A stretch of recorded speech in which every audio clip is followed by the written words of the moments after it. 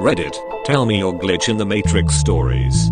Not sure if this relates, but about 2 years into my relationship with my girlfriend, we'll call her Susan, I had a dream about my ex. Dream went like this. I was in my room, at my mother's house, where I lived at the time, slamming my ex, balls to the wall, sexing it up. I knew I was cheating on Susan, but didn't care. So in the middle of it, I look over to the window, which you can see the back porch from, and Susan is there, watching us, crying and mortified. I then woke up. I thought it was a weird dream, but dismissed it. A few days go by and Susan and I are hanging out in my room. She brings up this weird dream she had a few days prior, and describes my exact dream except from her POV looking through the window.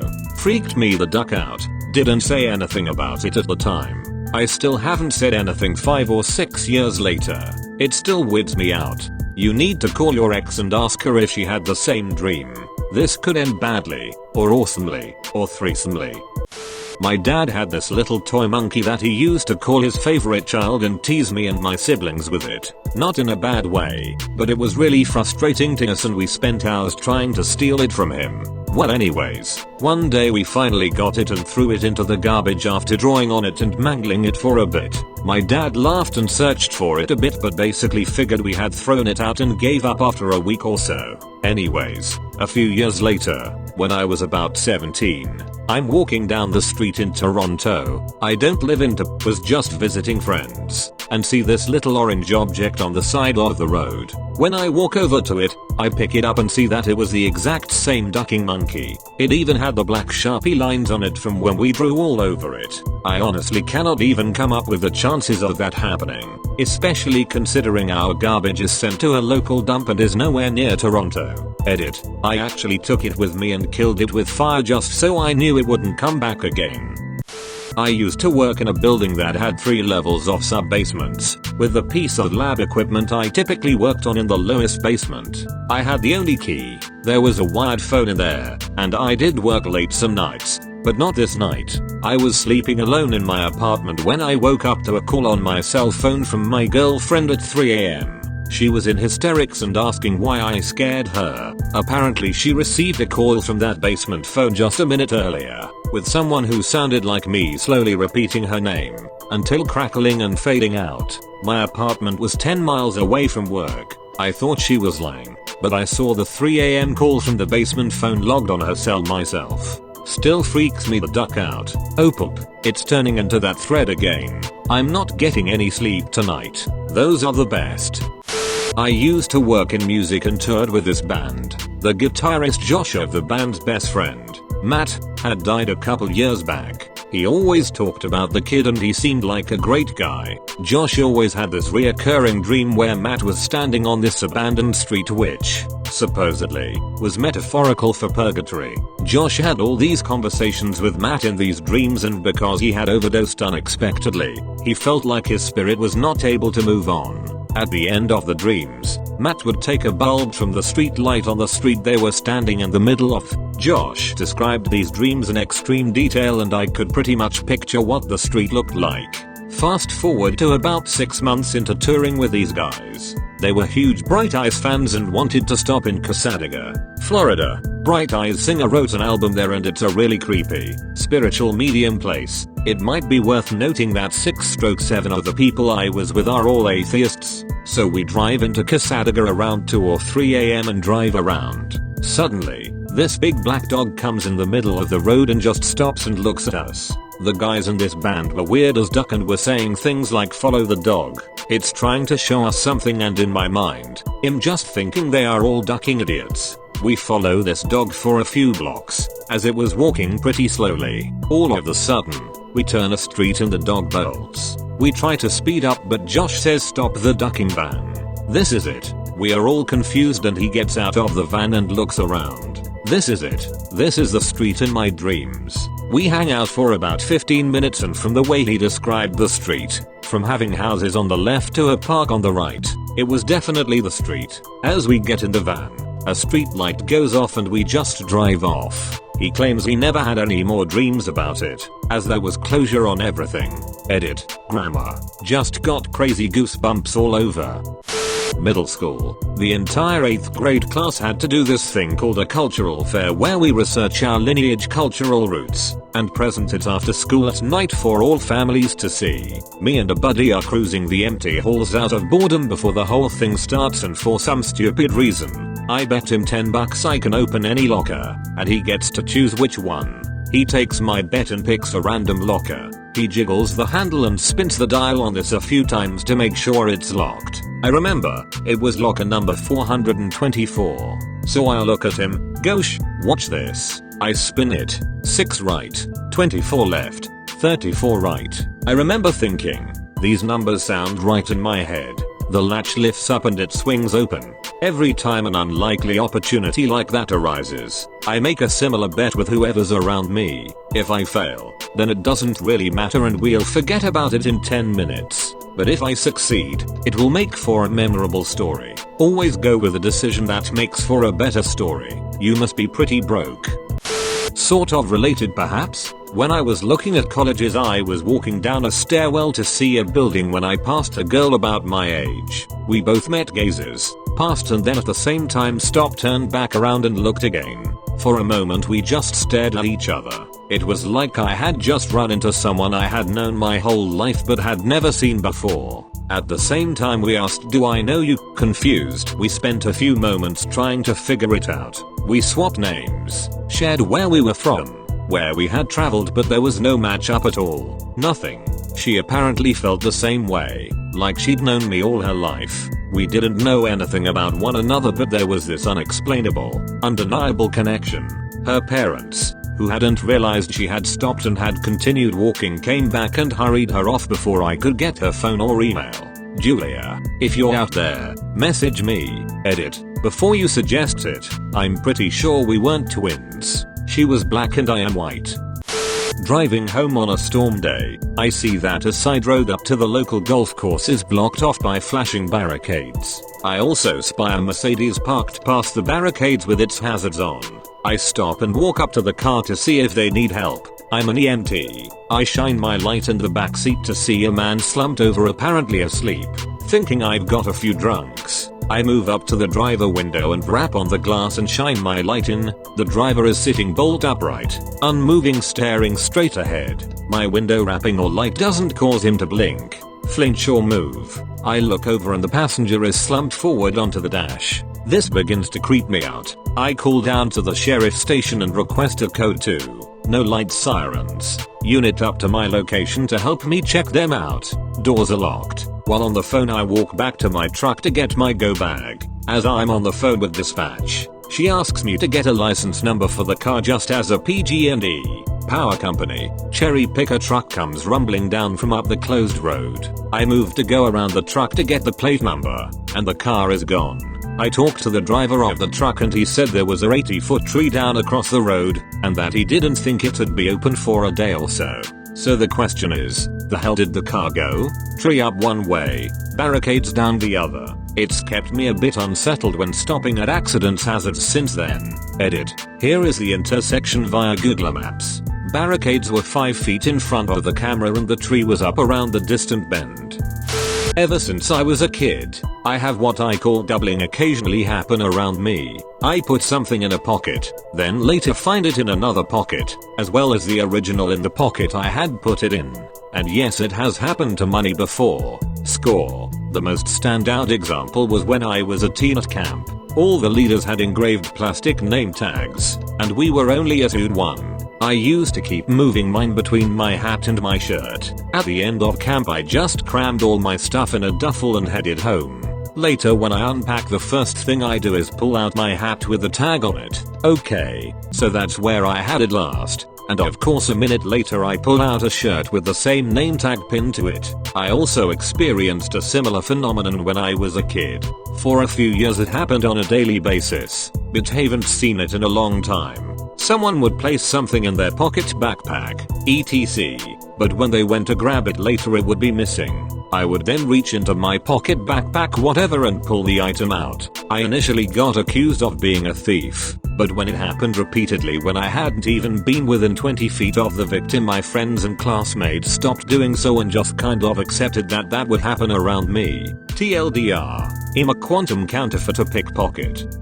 At 12 years of age my mom let me stay in the truck as she went grocery shopping. As I wait I see an old guy walking towards the truck with an indescribable look at me as if I know too much. He stops 5 feet from the truck, looks at me for a couple seconds and heads back the exact way he came. It was rather traumatic for some reason and very confusing at that age. 5-6 years later my dad was showing me home videos of us at Yellowstone at Old Faithful. I noticed the same guy, same look, same clothes peering at us on camera and at me through the TV. I'm freaked out just telling this edit. I didn't expect this story to be such a hit. A few more details. The Yellowstone video was from when I was very young.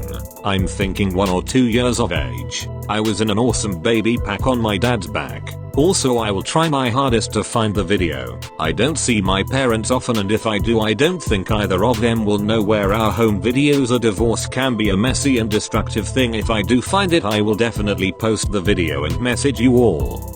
I had a monkey on my keychain back in high school. This chain was 3 links long. One day I was walking out to my car and I heard something hit the ground. I looked down to discover the monkey with links 1 and 2 of the chain still attached on the ground and link 3 still attached to my belt. All of the links were still fused together. My only guess is the chain phased itself apart. Holy poop, I remember something happening like this to me in elementary school. We would all hang up our book bags on hooks on the wall every morning. At the end of the day, we would go get them and pack our things to leave. Well, one day I went to go get mine. Somehow, a small loop in my book bag had gone into another small loop on the book bag beside mine. Think of a chain. It was like that. There was literally no possible way this could have happened. They were both close looped pieces of fabric. Me and the other book bag's owner just stood there for 5 minutes trying to figure out how it could have happened. There was no possible way. I ended up just cutting my loop to separate them. I still think about it every once in a while. One time I found an onion ring in my basket of fries. I was driving home from my girlfriend's one night, going home the back way. Where I live is very flat, so the road I was on was dead straight with no bumps, small hills or any places the road got higher or lower or anything like that. So I'm just driving straight, got my high beams on because there's no one around, and I can see everything in front of me. There's no houses on either side, no driveways, just fields, nothing behind me either. Out of nowhere, a car appears about 20 feet in front of me, driving the opposite direction on the other side of the road. I was going pretty fast so I passed them quickly, and when I look in my rear view, there's nothing there. Freaked me out so bad I had to pull over and gather my thoughts before I could keep going. Still freaks me out to remember it. Spelling edit too. A ton of people have been saying that someone was just driving with their lights off and turned them on to freak me out. But this doesn't make sense because I would have seen them much sooner with my high beams on. Someone threw out the idea of microsleep, which I may have experienced and been woken up from by the other car's headlights. There's probably some logical explanation for it, but I like to think of it as my experience with glitches in the Matrix. I was eating popcorn in front of the TV and dropped a piece. When it should have hit the ground, I heard a faint pop noise. My mom was a stickler about messes, so I looked all over, under the couch, under the TV stand, everywhere, and couldn't find that popcorn. About a year later, I'm watching TV again, and I hear the same faint pop. I look down, and right between my feet is a freshly popped kernel of popcorn. I picked it up, and it was still warm. I'd been sitting there for at least an hour, and there was nobody else in the room. Quantum popcorn. This happened to me in 3rd grade, and it scared me so much I started crying and had to go to the office to talk to the principal about it. I was in the hallway for misbehaving, and my neighbor Tad, a year younger than me, came walking out of a class to my right, passed in front of me and headed down some stairs. We said hi to each other.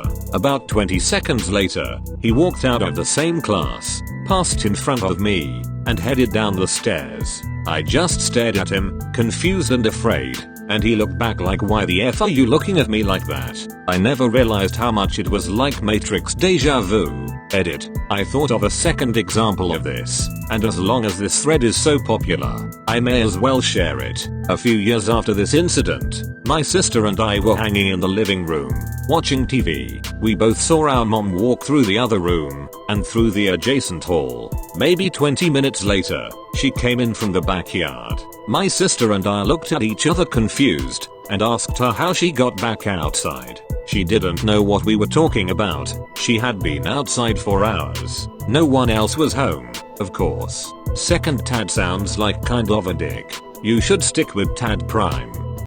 I can't explain this, and I hardly believe it myself. I've only ever told a couple of people, all of whom refused to believe it could happen. On 2 occasions I have breathed underwater with no mechanical assistance. I was about 11 when it first happened. I was swimming one afternoon in the diving well at my gym. The pool is about 14 feet deep, with a fairly small surface area. I've always been a strong and confident swimmer, and love to dive to the bottom of the pool and flip over, open my eyes, and look up at the surface. So, I dive down, and sitting against the wall I have the overwhelming urge to breathe in. I refuse this thought, disbelieving and scoffing at my brain's sheer strangeness. But the thought comes again, and it is utterly convincing. I can't explain why I decided to breathe in. I just know that I wouldn't ever choose to do that, but in this instance I did. I took the most careful, mincing breath in. I could feel great pressure, but I breathed normally. It was air I breathed and not water. I took 4 full breaths while sitting at the bottom of the pool, and after each breath I became more horrified and agitated. My disbelief was outstanding. I kinda freaked and shot to the surface quick as I could. After I rationalized a bit, I calmed down. My logical mind kept thinking that somehow I'd had a bubble of air caught on my face. For how else could I have breathed like that? But over the years of trying to make sense of it, 30 years old now, I recognize that air always finds its way to the surface expediently. It won't just catch around someone's face. I tried to do it again that day, diving and diving, trying to replicate the experience. Got quite a bit of water up my nose before I gave up. It did happen a second time. Same pool, 4 years later. I took 5 breaths, same feeling of overwhelming confidence that it would be okay to breathe. Couldn't explain it the second time either. Very strange. Glitch. I don't know. No one has ever believed me, but I've only ever mentioned it to a select few. I still can't figure it out. Does anyone have any physics logic thoughts on this? Has this happened to anyone else? I used to have a lot of weird run-ins with seeing strange men in suits at random times places a few years back. I always thought this was Matrix related agents, but then I discovered Slender Man. I used to work at a deli at a supermarket, but hadn't in a year maybe. Then my friend who was still working there said some hot young lady cop came in with a really old picture of me asking where she could find me. My current address was available and sadly a more recent mugshot was also available. She had a picture of me when I was 18. I was 25 when this happened. I thought it was a Terminator. Then in the preceding months was pulled over numerous times for bullshit reasons. 5 miles per hour over, running a yellow etc. and was held at the traffic stop for way longer than usual and never given any citation. On one occasion after 20 minutes of being pulled over, a black unmarked incredibly tinted Crown Vic pulled behind the cop car. The cop seemed to have been waiting for it. Nobody came out but the cop walked over to it and spoke with whoever was inside for a little while, then they let me go. Now years later I swear I see sketchy cars drive past my house. 2 years ago, edit 3 years, I had a dream that a meteor ripped through most of my house and my neighbor's house. It reminded me of something out of a war movie when a bomb goes off and my roommate and I are disoriented and semi-deaf as we walk around the fire and rubble screaming and looking for roommates and neighbors. It felt very real and painful and was horrific. I woke up really shaken and told my roommate about it in the morning. About 3 hours later my whole house starts rumbling and we hear the sound of like a turbine engine powering down directly over my house, followed by 2 huge explosions. We run outside and there is billowing black smoke. We run around the block to the houses on the other side and see 2 houses completely ripped through by a fighter jet. The houses were completely destroyed and what was still standing was on fire. We tried walking around and yelling to see if anyone was in the houses. It was then when my roommate reminded me of my dream. I like to say coincidence because I don't believe that, but I still can't explain it. Some photos edit TLDR. Dreamt meteor ripped through mine and neighbor's house. Same day fighter jet rips through houses behind me. At 16 years old, sitting in a circle of friends at a party, stoned, someone I had bad relations with threw a lighter at my head without warning from the side. Couldn't see it, long hair, caught it like a ninja, turned slowly and stared at the thrower who went pale, never ducked with me again. No idea how I did that. Sitting in a bar with some friends, laughing, joking, pop. Something in my head went pop and I felt like my brain had been reset for a split second. Talked to others about it. They had no idea what I was talking about. Then I said, Gary's here. I thought he was here for some reason. About 20 seconds later, Gary walks into the bar. Still not sure what happened. Tell him about it all later. He says he came because I called him. I check my phone. Did not call. He has no record of it either. It's like someone reversed time and ducked up some of the details of the memory wipe. Those are the two most memorable I can think of. Oh, there was also the time I got really stoned and this block of chocolate on my computer desk disappeared. It just kind of gradually vanished over a couple of hours. I'm sure this has been posted before, but there are two things that have happened to me that were sort of reality glitches. The first time was when I was laying in my bed in my dorm room and looking out the window at the falling snow at night. My roommate was across the room in his bed doing the same thing and we were both talking about how nice it looked when bam I blink and suddenly it's daytime. I look around confused and don't see my roommate anywhere in sight. Freaking out and thinking that everyone in the world has disappeared. I go looking for him and eventually find him and I ask him what happened. He had absolutely no idea what I was talking about and I asked him where did the night go and he says we were both looking out the window looking at the snow when you just got really quiet and didn't say anything when I asked you questions, so I assumed you were asleep, but when I looked over you were just staring there with your eyes open looking out the window and actually blinked a few times. I just thought you were sleeping with your eyes open. TLDR. My night sort of disappeared in the blink of an eye. The second weird thing was that once I woke up and checked my iPod and saw that it was 5 o'clock. Seeing as how I didn't have to go to work until 7 o'clock, I decided to try to go back to sleep. I very specifically remember checking my clock to make sure it was 5 o'clock because I did not want to oversleep. Anyways, I fall back asleep, and when I wake up, I check my iPod to see if I have to go to work yet. I had a pregnant when I saw that my iPod clock read 4:30. I checked my actual clock and that also read 4:30. TLDR. I am the lamest time traveler in the world. One time I spilled a bowl of SpaghettiOs, and as I was cleaning them, I noticed that one was on the ceiling 9 feet up. I didn't even drop the bowl. I just tipped it over onto the counter by mistake, but sure enough, a single O was right there, stuck to the ceiling. My little sister, call her Susie, and I were exploring the cottage a few years ago and came across a pair of walkie-talkies. Now this in itself wasn't unusual. It's an isolated, sprawling place shared by many friends and family who often leave things behind as they come and go. We run around in the night trying them out, and find out there's about a 10-20 meters cut-off range. We're fooling around and eventually we're on opposite sides of the house when something like the following exchange goes down. Me. Breaker breaker comin', this is Thundercat over. Susie. Giggling, this is Dragon 7. We are closing in on your location over. Me. Negative. You'll never catch me. Thundercat out. Susie. Giggling, who is this? Me. This is Thundercat. Come in, Poopsmith. Susie. Giggling, no, who is this? At this point I walk into the next room and see Susie looking through a bookshelf. Walkie-talkie abandoned on the floor. She says hello to me and the giggling is still coming from the walkie-talkie. I look at her. I look at the walkie-talkie and ask, wait, who is this? The giggling stops on the other end of the line. There's nothing but dead air. The next house is a couple of km away and there's nothing but woods and a spooky cave around us. Susie says she got bored of the walkie-talkie a while ago and denies any part in the goofy codename conversation.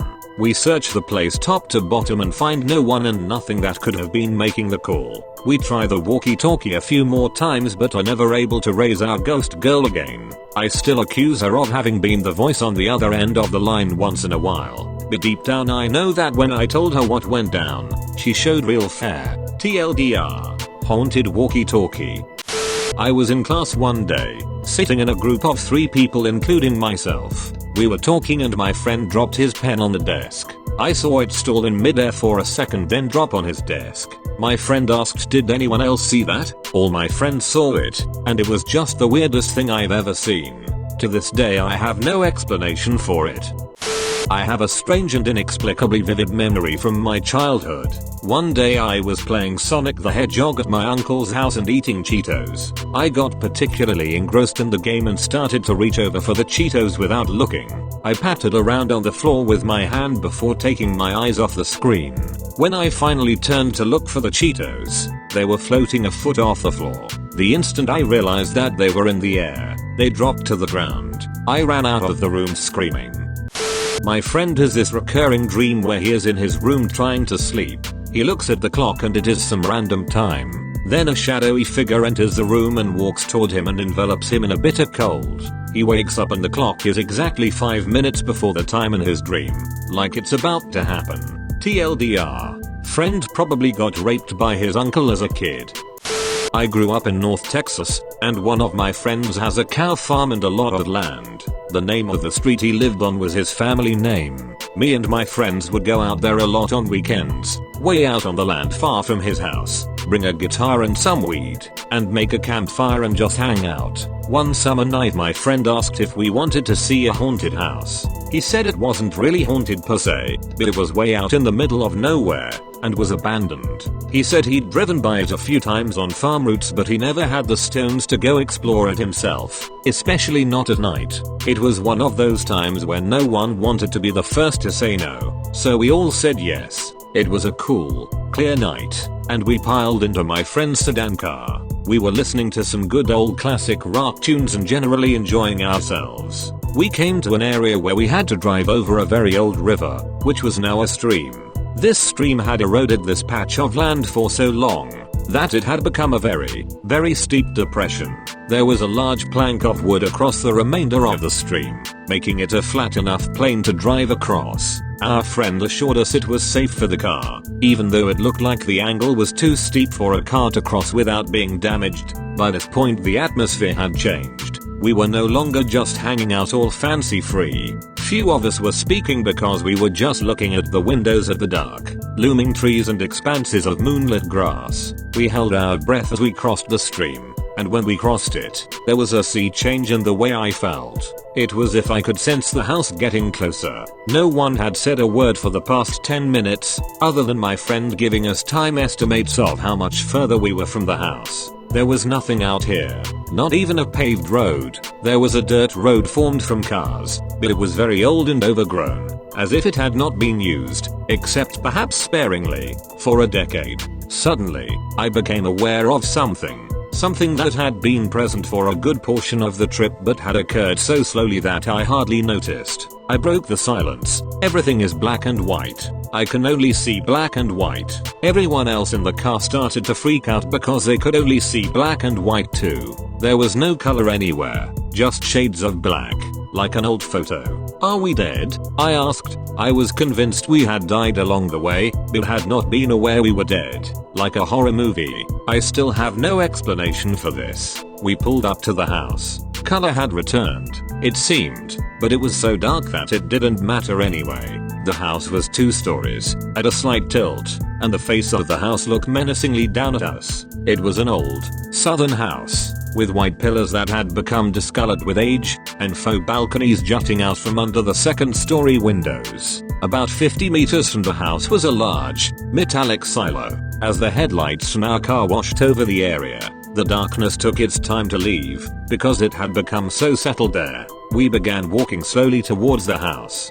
In the front yard, there were lots of holes in the ground, freshly dug, about the size to fit a small, potted houseplant. Inside the holes we found crumpled up pieces of paper.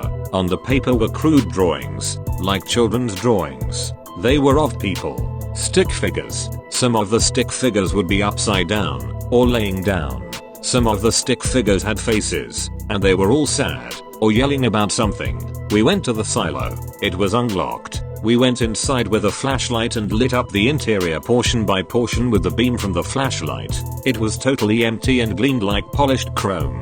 It smelled like sawdust and old oats. I swore I heard the sound of a girl crying, but that might have been the sound of the hinges on the door. Finally, we went to the house. The doors were all broken off the hinges. There was a screen door, and it was partly torn. We went inside. We broke up into groups and tried to explore the whole thing. We were all trying to seem brave, saying things like the thing I'm most afraid of is the floor falling in. There were closets, and we'd hold our breath before we'd open the doors, but found nothing inside. The whole house was completely dark and empty. We only had one flashlight, so there might have been parts that we had missed, but we wanted to get the hell out of there. We got back to the car. One of my friends dared someone to go into the house by himself and sit on the living room and close his eyes for 30 seconds. He said he would do it. I couldn't believe it. I could never do that. He walked off proudly towards the house. We saw him go inside. The living room was the first room on the first floor past the foyer beyond the door. Several minutes passed. We thought he was with us, wanting one of us to go in after him so he could give them a scare. That's when we noticed the smell. Something smelled awful in the car. My friend who was driving looked down and saw a dead cat crammed down underneath the pedals. Then we noticed there was cat fur strewn about the car. We freaked out and started honking the horn and flashing the headlights at the house. Our friend didn't come out. Finally, me and my other friend went in after him.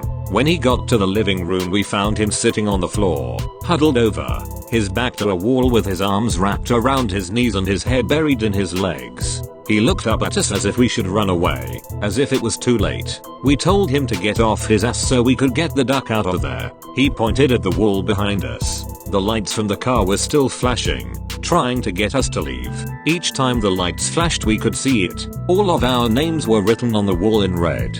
Later that summer, a friend of mine went back to the house during the day and burned it down. I once walked out of an Applebee's and looked up to see the sky divided in half. One half a lighter shade than the other with a distinct line separating the two. It was witnessed by several other people I was with. No drugs, and I've never understood it. I once walked out of an Applebee's. There's your explanation. Just going for a walk once, I saw a car turn down a road that was a dead end. Literally 5 seconds or less later, I looked down the road and the car is gone. Wasn't in a driveway or a garage, just gone. In before and it's gone from South Park. Batman. My family owns a house on Cape Cod. The previous owner was a white supremacist with an autistic son named Jimmy. Jimmy was known for putting on a trench coat and fedora, climbing trees, and shooting cats and dogs with a BB gun. When my parents moved into the house, they found a bunch of Nazi paraphernalia in a bedroom. They put it in the shed, told the former owner they had a week to get rid of it, and then threw it out. Of course, at the age of 7, I didn't know any of this. That's when I was visited 5 nights in a row by a figure in a trench coat and fedora. He didn't have any detail. He looked like a silhouette, like he was being powerfully backlit but with no light source. He would stand in the corner of the room, or sit there crouched, or sit on the bed opposite mine, my brother's bed, but he was at summer camp at the time. One time, he sat in a rocking chair, and when I looked later, he was gone but the chair was still rocking. After a few nights of this, I told my parents about it. My mom called it a nightmare, but my dad was intrigued. He told me to tell the figure, Jimmy, I don't have your stuff. So the next night, when the figure appeared again in the corner of the room, I said, Jimmy, I don't have your stuff. And Jimmy walked right over to me, put his face an inch away from mine, and then disappeared. I never saw him again. Years later, I found out about the history of the house. I've often wondered if I had heard it before, and somehow suppressed it and then imagined my encounters with Jimmy, but he was, and remains entirely vivid to me.